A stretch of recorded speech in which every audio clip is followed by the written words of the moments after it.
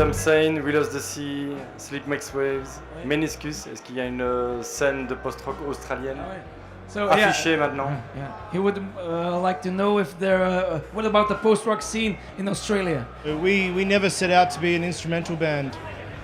We used to have a vocalist. Our first 2 records have vocals.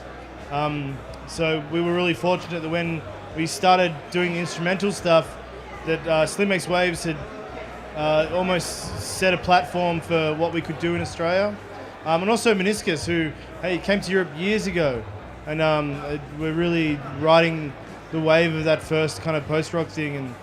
And so I feel like Australia's got a really great little scene, not just in Sydney, but we're very fortunate in Sydney because we've got Sleep Makes Waves, Meniscus, Dumb Saint, Solkiri, us, and so they're like 5 really super strong bands who have toured, who've played Dunk, and so Tangled Thoughts of Leaving from Perth, who are probably the best band in the world. So we've been really, really fortunate to kind of, I guess, let these guys blaze a trail.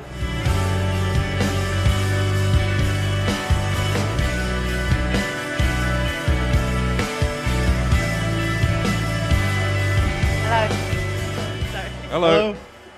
You said you have to forgive me because I'm not great at speaking, but you said that you have to listen to the album completely, and I just wanted to know the story, but like if there's a story behind like the lyrics or the songs that it kind of makes sort of thing. The album stemmed from when we lost our singer.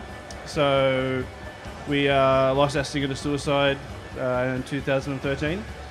And we had to find a way to, not had to, but we wanted to find a way to move on and celebrate his life. And we thought, what better way to do that than to write an album of people who lost their lives doing something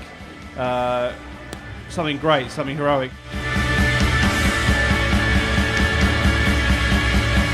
Hi lads. Hello. I came all the way from Ireland to see you tonight. Fantastic gig, amazing stuff, and a fantastic album. But I want to know, how can you follow that up? Because that's a bloody good question. We don't know. We don't know. We don't know. Is there any ideas in the pipeline? We've talked about it heaps, and we're the kind of band who comes up with really ridiculous ideas. So one of our ridiculous ideas was to get the choir that we played with on the record to do that live, which cost us heaps of money and was really worth it.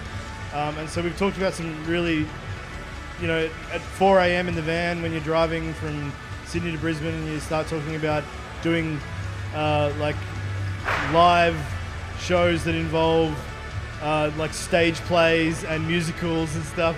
And so, writing novels and things like that. So maybe, who knows what's in the pipeline. But all I can say is that if we're going to go big, we're going to go big. So expect the next thing to be stupid. I think.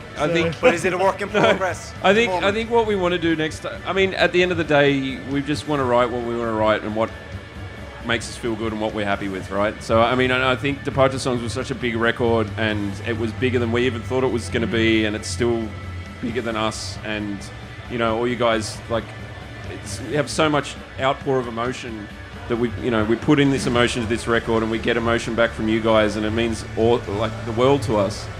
It isn't a question. One thing I've noticed this evening, and I've been to a lot of concert festivals and things like that, and I'm not going to tell you you're the best band I have ever seen. It's up there somewhere, but I've never spoken to so many people who've come so far to see you guys. So that's quite I think it's applause. It's really, really. It's like far. It's really humbling.